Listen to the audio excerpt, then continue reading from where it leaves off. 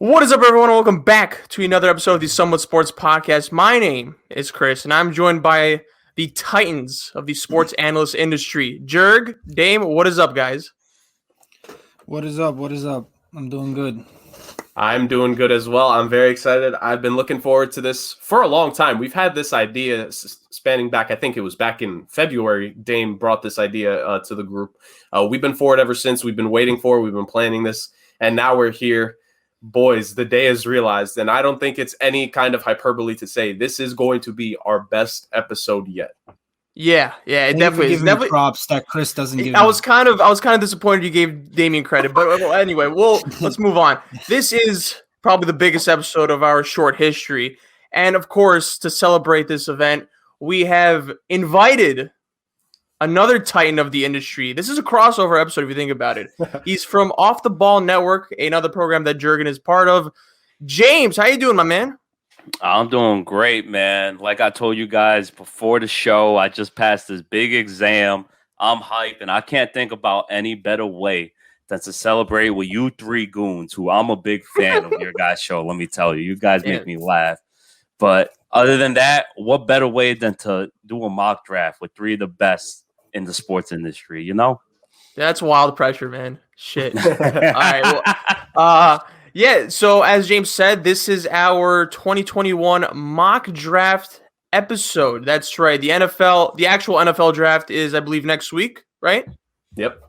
All right. So why not? Why not just go all out and have our own mock draft? And I'm pretty sure, I mean, look, there's a high chance that trades will occur in the next week or so, especially as the day comes closer. But what are we going to do? These are the picks we have. Last week we did a lottery, and controversy aside, I'm pretty sure it was a successful mock draft. We made a promo for it, WWE style, of course.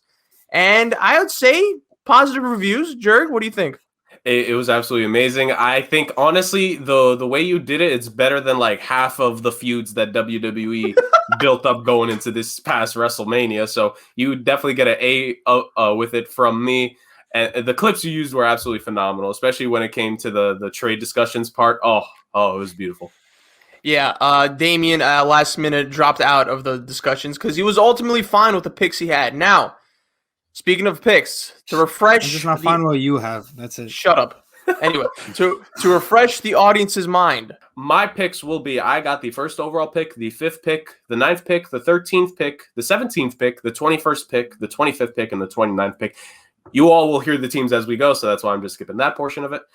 Chris gets the 2nd pick of the Jets, the 6th pick, the 10th pick, the 14th pick, the 18th pick, the 22nd pick, the 26th pick, and the 30th pick. Dame, in his opinion, the most unluckiest and conspiracy-filled day for him. Anti-vaxxer. He's an anti-vaxxer, bro. I got my second dose today, so I'm actually fully vaxxed. He gets the 3rd pick, the 7th pick, the 11th pick, the 15th pick, the 19th pick, the 23rd pick, the 27th pick, and the 31st pick. And then our guest of honor, the technical first guest of podcast history, because Dame became our 3rd guy. So James making history on our show. Thank you.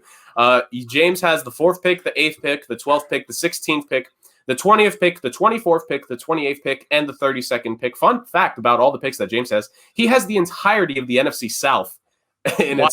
So he's drafting for every division rival in there. Okay. That's half the fun. I mean, I got offered to trade picks. I won't say who offered it. Either way, I'm excited. Let's do it. Before we start, James, are you a big football guy? Is that your sport? I'd say, yeah, football is definitely my number one sport. Okay. All right. So perfect. All right. This is a pretty fluid partnership. So without any further ado, let's get started. Jurg, you want to take the reins? So this is your thing. You made this shit happen, bro. It's a group effort here at Somewhat Sports, and I'm proud to be a part of it. So the 2021 Somewhat Sports Podcast NFL Round 1 mock draft begins with me, and with the first overall pick, I will be having the Jacksonville Jaguars select the most obvious selection, the guy that everyone is saying is the most obvious pick since Andrew Luck coming out of a draft. I'm not going to deliberate any further. It's Trevor Lawrence with the first overall pick. He's been touted to be the guy since essentially his junior year of high school when Deshaun Watson was still there. He came out freshman year dominating Alabama in the national championship game, making it to the national championship game in year 2, and then was one game away from the national championship game in year 3. He's been the face of college football for several years. He's already had the most pressure on his shoulders. So now being the first overall pick, that's just an extra thing that he has to deal with. So he's ready for it. He's right for it. And I don't think the Jags will even consider wasting a second. The only reason that on draft day they'll use the entirety of the minutes is just to milk discussion. Like the Jags will – I'm pretty sure the Jags have already given in the card at this point. So it's Trevor Lawrence with the first pick. All right, and we move on to the second pick, which is my pick. Yes. Picking for the New York Jets. As occurred this offseason, it seems that the Jets just went through a complete reboot, new coach, bunch of moves. They're starting from scratch. And, of course, obviously, to the dismay of a lot of Jets fans, they are the second pick this year as they just won 2 meaningless games. But whatever. I know Damon was hyped about that. But when you restart your team, you got to go with the quarterback. And I'm going with the man who literally skyrocketed in the mocks. He's heavily rumored to go with the Jets next week. I'm going to go with BYU's Zach Wilson. I think Zach Wilson obviously had a really good season at BYU, and I think he's just taken over the hearts of Jets fans alike, and clearly the Jets management here with his arm and his throwing ability, and I think he had an outstanding pro day. And I think that's what sold everyone, including Joe Douglas and Robert Saleh. So I think Zach Wilson is the guy here for the Jets to kind of jumpstart this new era for Jets football. So definitely interesting there. James and Dame, I'll just really quick before we move on, what are your guys' picks? Because like this is between Fields and Wilson, and so Chris goes with Wilson for our mock. James, how do you feel about it? I mean, I can't argue with it. I'll go Wilson too, personally. Nice. It might be a thing against Ohio State quarterbacks or Alabama quarterbacks. I'm one of those people. I'm sorry. But when you play with a bunch of first-rounders, you look a lot better. It's simple facts. Other than that, though, I've seen a little tape. I'm not going to sit here and act like I'm Mel Kiper, but from the tape I've seen, Zach Wilson got something. Like the way he throws, he just looks like he knows how to play football as a quarterback, you know? And the only thing as a Giants fan is I hope the Jets screw him up the same way they screwed Sam Darnold. Other than that, this is the pick you got to go. So Dame is the hardcore Jets fan, so he may feel some type of way about that last comment. But Dame, any last comments about that pick before we move on to you, who has the third pick and the San Francisco 49ers on the clock? No, here's the thing. It's just I feel like whoever the Jets do draft is of all the quarterbacks, they're going to have the most pressure on them, and they're going to be in the hardest situation possible. Like compared to like the Niners, say the Niners, who else could draft quarterback? Like the Broncos, these other teams that could draft a quarterback, they already have a better team in place for this quarterback to come into. So if it's Zach Wilson that they draft, like whether he's the best from the start or not, like he's just gonna have the most pressure for himself, not only because it's New York, but it's because of the weak roster that the Jets do have. So that's gonna be interesting to see how he overcomes that. Right. So now, leading into that, I have the San Francisco 49ers here. I know there's a lot of talk about Mac Jones out of Alabama, but I am going to go here with Trey Lance out of North Dakota State. I believe this is the best pick for the Niners here. Reason being is because even after they made this trade to trade up to 3, they did say they want to keep Jimmy G and they want to have a quarterback competition. And the thing is with Trey Lance, in my opinion, is that he's not ready to start from week 1. So this kind of goes perfectly into the 49ers plans. You could start Jimmy G week 1. You could have Trey Lance sit behind him. You could learn the system because Kyle Shanahan's system, although it's quarterback friendly and it's really like good for quarterbacks, like you still got to learn it. It's still a Super Bowl caliber team. So you need the quarterback to know what he's doing. So I think it really plays perfectly into them. Trey Lance, whether he sits for a whole year or he sits for half the year or whatever it is, like that's going to benefit the Niners with Jimmy G. And if he plays well, you can always trade him to improve his trade value. And you have Trey Lance behind him who's going to get the experience that he needs. And then he could take over the reins next year and really explode because, in my opinion, besides Trevor Lawrence, because he's just a prodigy since, like Jurg said, since high school, I think Trey Lance has the highest potential out of all these quarterbacks left because of his really strong arm and his running ability as well. So very interesting. So first, I don't want to call it a shock because I think this is slowly becoming a popular theory that the Niners are going to go Lance third. I'm going to throw it to James really fast because James, on our own podcast that you and me do, you actually said this about Trey Lance. You believe that he could be the second best quarterback in this draft class behind Lawrence. Let me tell you, man. I'm upset you took Trey Lance because I got the number 4 pick right now. Other than the fact if I didn't have the number 4 pick, I think you made the right pick because you look at this, you're right. There is no reason for them to rush Jimmy G out of there. Jimmy G's already taken them to the Super Bowl. Yes, if it wasn't for a couple throws he missed, they would have won said Super Bowl. But Jimmy G, if you keep him for the other year and you cut him next year, he's only going to be about a $1.5 million dead cap on your salary. And then look at how Kansas City did it. This is literally exactly how Kansas City runs in, just like you said, Dame. Kyle Shanahan, he runs a complicated system. This isn't something you're going to pick up on the fly, especially with a raw prospect like Trey Lance. So I think you honestly hit the nail on the hammer. Trey Lance, call me crazy. He really has Josh Allen, Patrick Mahomes potential. He got the arm, he got the legs, and you're playing him right into a system that's ready with a ready defense. It's great pick, man. Can't even be mad at it. So, Chris, any thoughts? Are you kind of shocked that Fields didn't go, or? I mean, not much. I think you guys bring up a good point. There's no rush to get Jimmy G out there, especially if there's not like a great offer so far. And I know there's like rumblings about, they don't want to let go of Jimmy G, but we might draft a quarterback, which means we're not fully sold on you. Again, I think Niners, when healthy, are Super Bowl contenders. And I think if they had an above-average quarterback the year they faced the Chiefs, they would have won that game. So I think this was a solid pick. I do think even though Trey Lance might be the most green, he has the intangibles to become, I think, behind Trevor Lawrence, probably the most talented quarterback. So that's my opinion on it. Right. And so now we move out of the top 3, where, as expected, 3 quarterbacks make that up. Do we continue with 4? James, you decide the fate. You have the 4th overall pick with the Atlanta Falcons. Who are they taking? Man, I'm sitting here bouncing between if I'm going offensive line or if I'm going to go quarterback, and it's Justin Fields. I'm not going to be dumb. I'm going quarterback. I'm going quarterback number 4. Whether this man is going to play this year or he's not.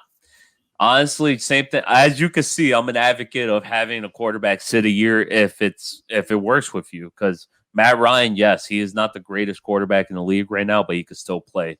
So what's the harm in letting Justin Fields learn how to play, learn the playbook, learn how to play with an NFL offense, and giving him the year break basically negates everything I said about the Alabama, Ohio State quarterback thing, because then he's playing around NFL talent, he's practicing around NFL talent, and simple as that. I think it'd be dumb to not go Justin Fields because I don't understand why he's dropping on everybody's draft boards. This man is pure talent. Right. He's a Georgia kid too, yeah? Exactly. Yeah. He was in Georgia before he transferred to Ohio State. So, I mean, come on. And Atlanta loves those Georgia people. They draft these. Besides Alabama, it's always Georgia. You know it. He's not wrong. He's not wrong. So, very interesting. I didn't expect this. 4 for 4 on the draft picks so far with quarterbacks. Justin Fields obviously was up there for Chris and Dame to take with the Jets and Niners. They went the other way. And, have no fear, Justin Fields, for you are a top pick after all, going to the Atlanta Falcons. So now moving on, and if you're a quarterback fan, I'm sorry, the streak comes to an end here. So with the 5th overall pick and the Cincinnati Bengals, I'm going to make the obvious selection. Now, I will say it's a little bit tougher with the fact that Kyle Pitts has actually fallen here to number 5. And I will admit, I do think of every position in the draft, the biggest gap from the number 1 guy to the number 2 guy is at tight end, because Kyle Pitts is a bona fide top 10 pick at this point. No other tight end is worth a late round pick. And to some, the next tight end may not even come until mid-second round, right? So that's such a discrepancy. And I know he's talented, but here's my thing.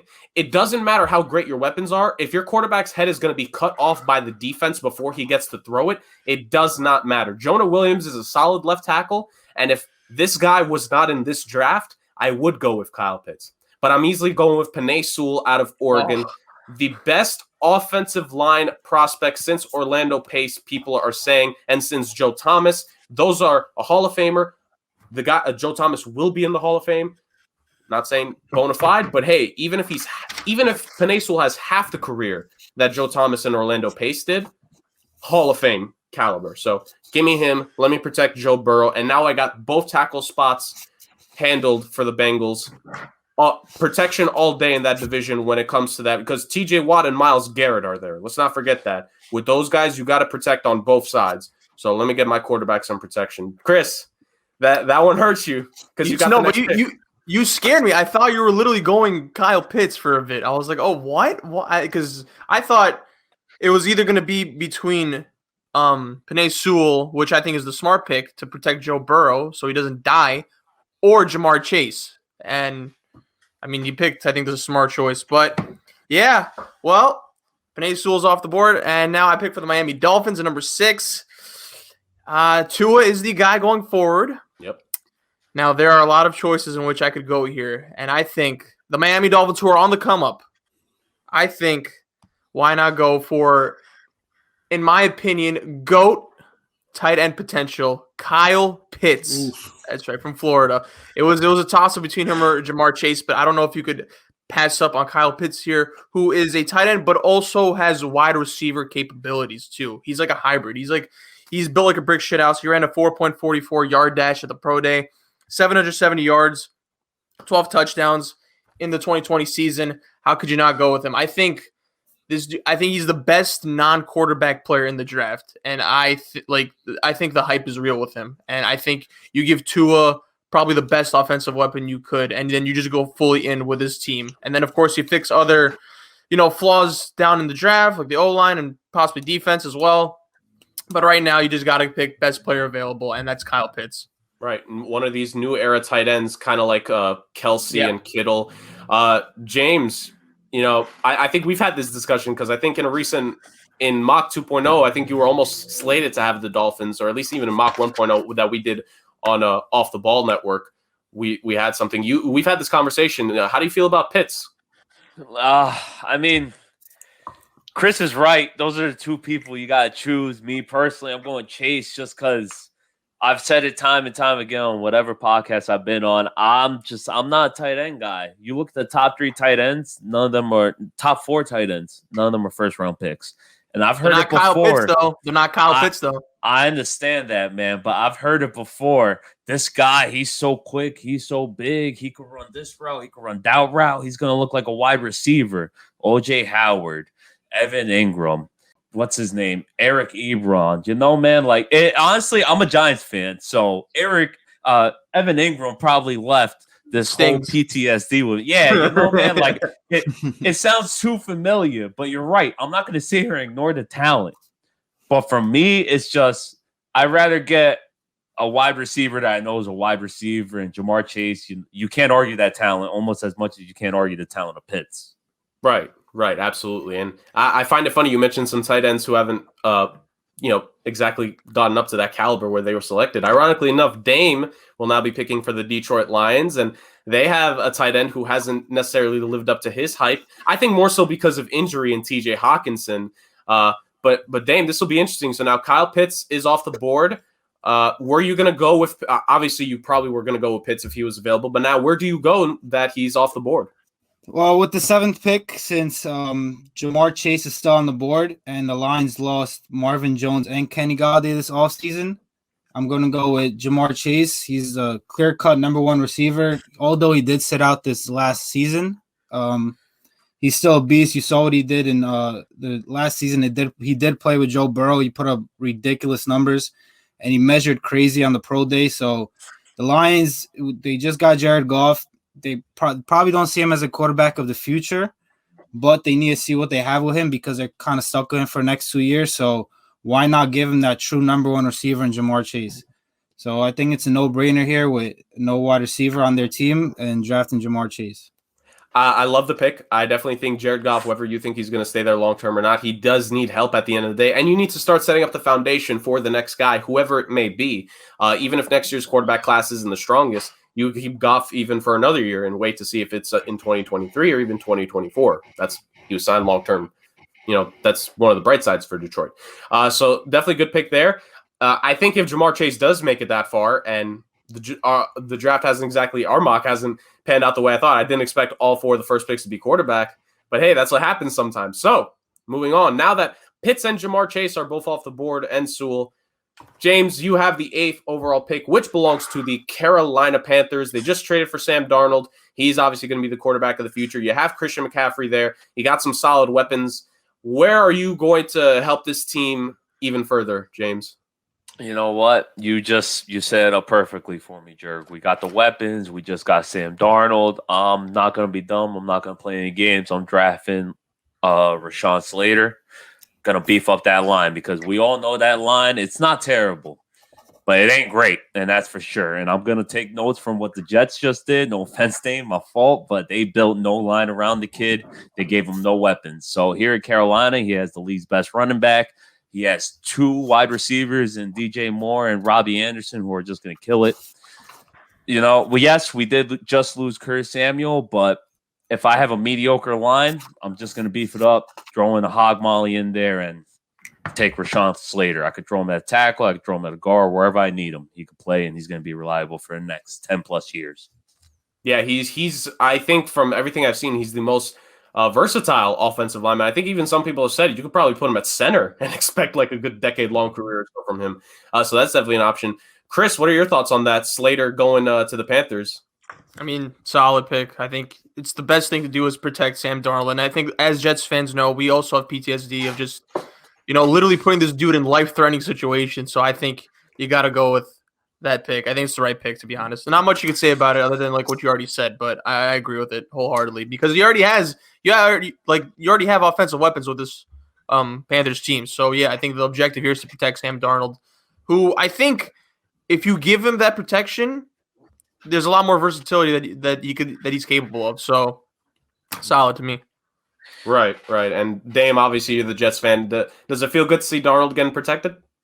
Yes. I'm going to be a big Sam Darnold fan this year. I'm going to be a big Carolina Panther fan this year. I'm rooting for him to be successful. And adding a guy like Slater, I was hoping that Penei Sewell dropped to them, and maybe it will on draft day. But Rashawn Slater is arguably just as good as him on the interior. So adding him and giving Sam Darnold the protection he deserved from the start of his career is great for him and great for the Panthers.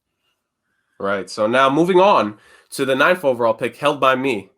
And boy, oh boy, did I not expect to be in this position. So I expected one of the quarterbacks to still be on the board at this point. I will thoroughly admit that. And whether it was going to be Lance or Fields, I would have taken one of them, whoever it would have been. Let that go to show you essentially I'm not high on Mac Jones. I don't think any of the 4 of us are high on Mac Jones. If Fields or Lance was here, I think Denver goes quarterback. But because in our mock, neither are here, I'm not going to bother with that. And so I'm going to, I guess, as Broncos GM, I'm going to give Drew Lock one more year to try to prove himself before they go for something else, maybe in free agency or next year's draft. So now where do I go from there? I think the offense is relatively solid. And because Chase and Pitts are both off the board at this point, I don't see a guy in this draft class that'll make that big of a difference for this team offensively. I like Noah Fant. I think he needs another year as tight end there. Cortland Sutton was a baller back in 2019. And they drafted a wide receiver last year as well. They drafted one of the Bama kids, if I'm not mistaken. So Jerry Jeudy. Jerry Jeudy. So you have him, you have Sutton. I think there's some offensive potential there. Melvin Gordon at running back. I think he's kind of underrated per se. So the offense is fine enough, I think. Now, where do I go from there? It depends. And if I'm Denver, very tempted to go offensive line here. Very, very tempted to do so. But I'm just looking at the defensive side of things, and there's just a linebacker calling my name right now. And this Broncos team, they were great because at the end of the day, they won their last championship on defense. So this guy's not going to make that defense take that much of a high step, but he's going to help. I'm going to go easily with Micah Parsons, the linebacker out of Penn State, already the best linebacker that's going to be on that Broncos team when he gets into training camp. I don't count Von Miller as a linebacker. He's a pass rusher. We're not just being basic with positions here. Parsons, I think, has to be the guy here. He may not make that certifiable change on the defensive end of things right now, but he's a building block. And I think for this team, if quarterback is not available, we always say that support the foundation around the quarterback. And this draft is so deep, by the way, they could actually go offensive line in the second round. So that's why I'm going to take Parsons here. Chris, Did I mess up your Cowboys pick in any way, or are you going to stay strong with what you had planned? No, I think I'm good. I think I'm good right now. Should I say my pick? Yeah, absolutely. It's all yours. All right. With the 10th pick, I will be selected for the Dallas Cowboys. Shout out to our boy Gallo. I guess frenemy of the podcast. I don't know yet. This was tough because I know like it wasn't going to happen. It wasn't going to slide this far. But I know like there's like this dream of certain Cowboys fans that Kyle Pitts would drop to them and just have the most jacked up offense in possibly history. But we all know the Cowboys' flaws, and that's defense. And I think the number one thing they're going to be looking at is cornerback here. So there's a lot of smoke going on. And I think recently there's also new smoke with another cornerback. So I think it's going to be the battle between cornerbacks here. But I'm going to go with Patrick Surtain from Alabama. I think this obviously fills in the Cowboys' biggest hole here. I think he's lengthy, he's explosive, he has good instinct. His pro day, he had a 39-inch vertical, 4.42 in the yard dash. To start, I think he's the best foundation piece possible for a defense that clearly needs help for the Cowboys. And I think with this defense obviously improving, I think this improves the Cowboys' chances. I know Cowboys fans every year, it's like, oh, this is our year, but I think this pick certainly gives them hope going forward in terms of like making their aspirations come true, which is a deep playoff run for the Cowboys. So, I mean, obviously Patrick Surtain doesn't help the entire defense, but I think it's a big piece. Yeah, especially at cornerback, like you need to guard, and I think in that division, you know, the Washington football team, I hope they become the Red Wolves. By the way, with that with the list that they showed, I hope they become the Red Wolves or at least the Wolves. You know, you need to guard Curtis Samuel. At least he's a good option on that team, and then on the Giants, they have some decent weapons there. James, you're a Giants fan. How do you feel with the Cowboys? You know, Chris has them with going Surtain at 10. That's personally my number one cornerback, so I think it was a great pick. That's one of their biggest needs. If you weren't going cornerback, you were going offensive line, but at this point, it's kind of a reach. And like you just said, with the Giants signing Kenny Golladay, Washington has both Terry McLaurin and Curtis Samuel. Philadelphia, either way, you know, you couldn't go wrong. And everyone knows Alabama is DB University. Any cornerbacks coming out of Alabama, any safeties coming out of Alabama, they're going to be covering man to man. They're going to be hitting hard. So you can't ever go wrong with one of them. Right. So, Dame, you are picking for the division rival Giants now. So, James has some expectations here. Really fast, how do you feel about Surtain? Do you think Gallo will be happy with that? And following that, who do you have with the Giants picking at 11? Man, to be honest, I really don't care what Gallo thinks because I don't trust anything he wants to do with those Cowboys. But I do agree with the pick. They need this defense. That's what their whole offseason, whether it's free agency or the draft, has to be about. I also have Patrick Surtain as the number one corner. He played at Alabama. He played against the best of the best. He played at the best of the best in practice. It's not even in games. He played against the best wide receivers in practice day in and day out against Jalen Waddle and Devontae Smith, and years before with Jerry Jeudy and Henry Ruggs. Like, this guy has been a starter for 2 to 3 years now, playing against the best wide receivers, not only in games but in practice. So him coming to Dallas and teaming up with his other former teammate Trevon Diggs on the other side of the corner was going to be great for the Cowboys. I think it's the perfect pick for them. Now with the Giants, their division rival, I just mentioned how Patrick Surtain went against them in practice. I'm going to go with Jalen Waddle here. The reason I'm going with Jalen Waddle over Devontae Smith, because to me it was kind of between these two since none of the offensive linemen are there. The Giants lack speed at their wide receiver position. They just signed Kenny Golladay, but he's kind of a big guy that doesn't really create space with his speed. He's kind of like a big guy that goes and gets the ball. You can't trust Sterling Shepard. You can't trust Slayton. You need speed. You need a speed element to that offense. So I think adding Jalen Waddle, whether he plays on the outside, whether he plays in the slot, he can even help you in the kick return and punt return game on special teams. So just adding that breakaway speed that people compare to Tyreek Hill, I think it's the perfect pick for the Giants and giving Daniel Jones everything he needs to see if he's the guy for that team going forward. Right, and speedy receivers are the new thing in the NFL now. You need to complement at least one receiver in your core needs to be a burner. And Jalen Waddle, when he was healthy this season, was absolutely that. I think the biggest shock so far of our mock draft is easily the fact that not just Devontae Smith has now dropped out of the top 10 officially, but the fact that he's not even the first Bama wide receiver picked off the board. So, James, you're the Giants fan.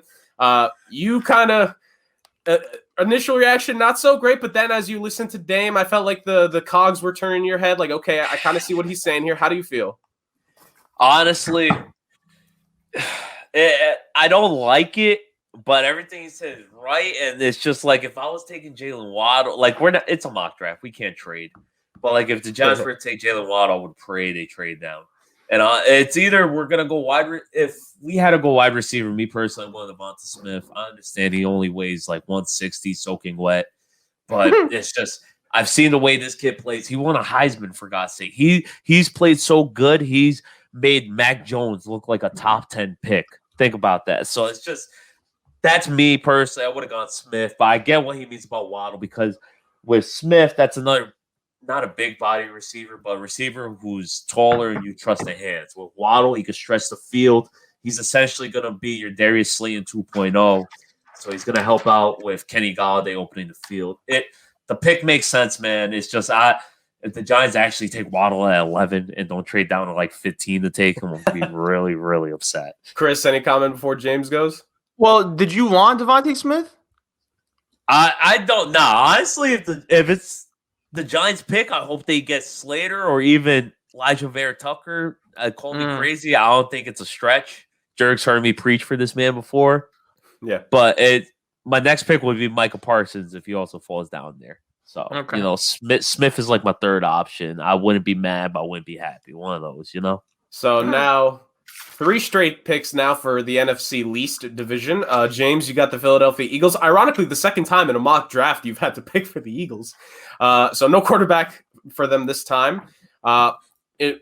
They're still not committing to Jalen Hurts, and I don't think there's going to be a quarterback at this point in real life either.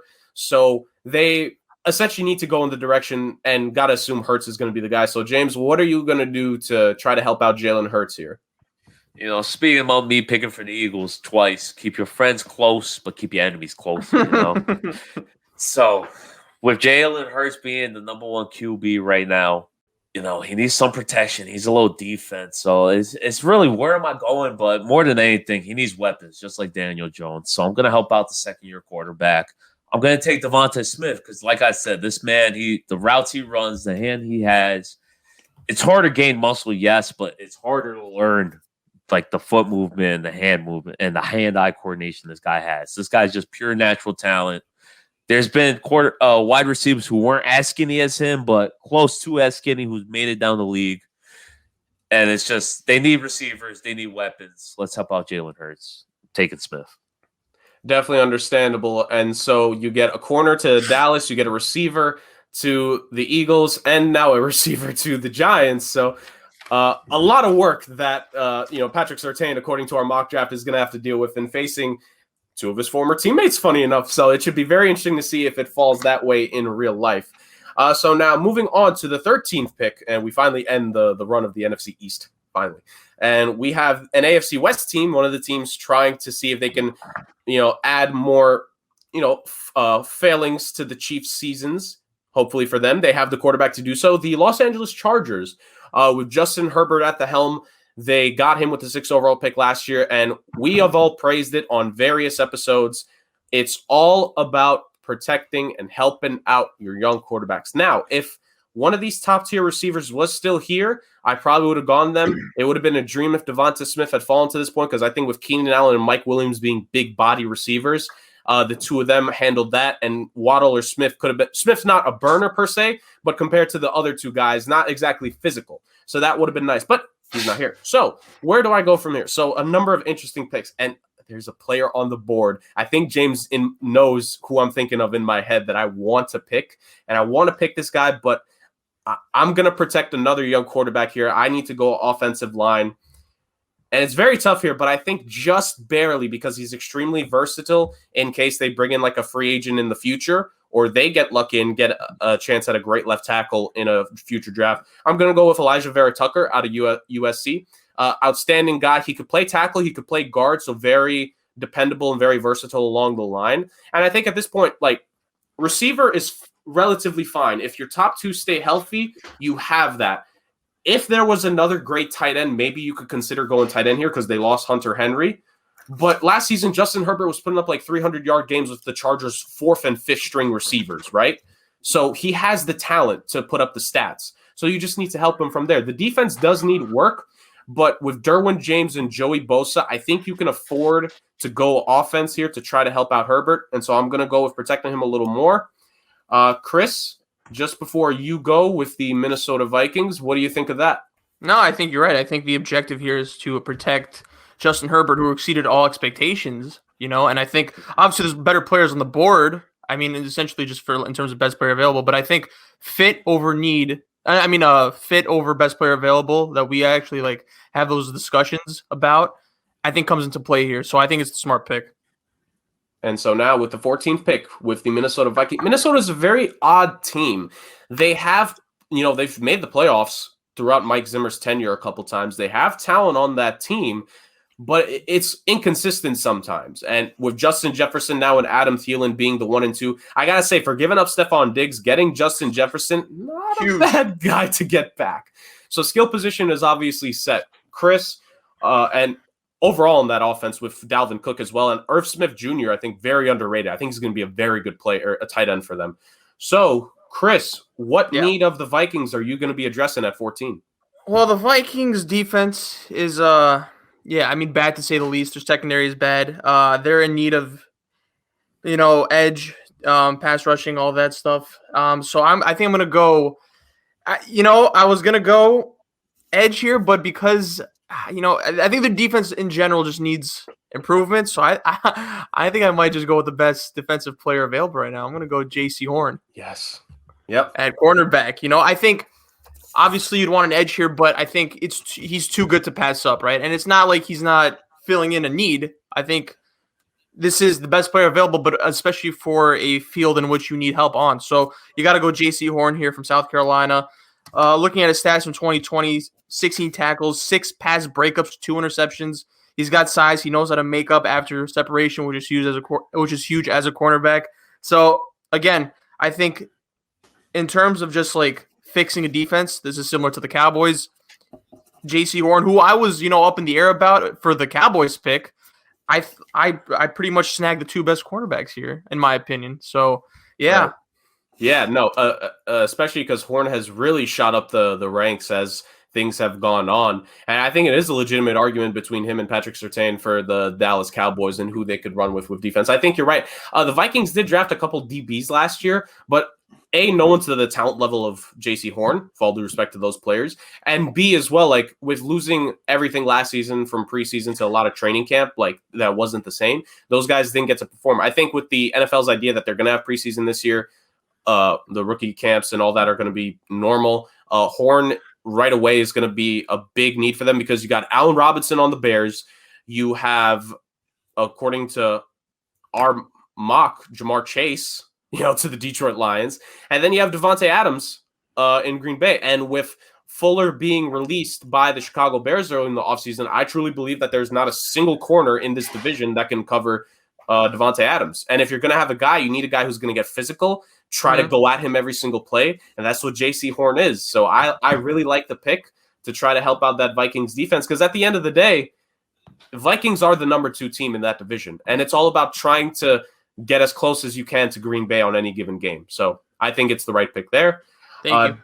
Dame, you have the 15th pick, and it is the New England Patriots. So where are we going here with the Pats, who really could use help at a lot of different positions, but also with the offseason splurge they had, filled a few positions. So what are we thinking? What's the pulse of the Patriots on this pick? Well, maybe to you guys, I kind of showed you guys what I was going to do here with the Patriots pick due to our hiccup previously. I think most likely on draft day is going to take the Patriots trade up to get this guy. But I think here at 15, if they stay here and he slides here, I think it's a no-brainer for Bill Belichick. He's going to take Mac Jones out of Alabama. It's no secret that Bill Belichick and Nick Saban have a great relationship. They're the 2 best at their sports, at what they do. So clearly he talks to Nick Saban a lot. He was at both of Mac Jones's pro days. I'm sure he has all the information he needs on Mac Jones. There's no secret these rumors are coming out how much he likes him and how much the Patriots want to trade up to get a quarterback. And I wouldn't be surprised if it's Mac Jones. The Patriots and Alabama run literally like the same system, the same kind of work ethic needed to play out for that team. So for the Patriots, drafting Mac Jones here at 15, it's a perfect value for them. Whether he starts week 1 or not, he probably won't because they have Cam Newton. But Mac Jones overall, he just fits exactly what Bill Belichick needs and what that team does. Chris, would you have expected 5 quarterbacks to go in our mock first round? Yeah. The Mac Jones is a wild card, and I'm glad he kind of dropped because if there's a possibility that Mac Jones might go top 5 in the actual draft, but I think 15 is his true ceiling. You go 3. That's exactly 3 exactly. Yeah, I mean those are the rumors, James. It's you nodding your head. Kind of ridiculous, bro. I personally think it's ridiculous. It is ridiculous, and I think.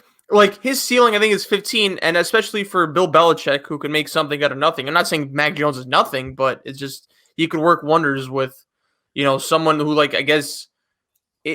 don't know, like Mac Jones, who isn't like he's skilled, but he's not like crazy skilled as like the other quarterbacks that we already snagged up. So I think you could afford to, take your time developing as a quarterback under that type of system, especially Bill Belichick's system. So I think it's a solid pick. Low key, I might be surprised if he drops this far, to be honest. Just based on the smoke we've been seeing, I don't know.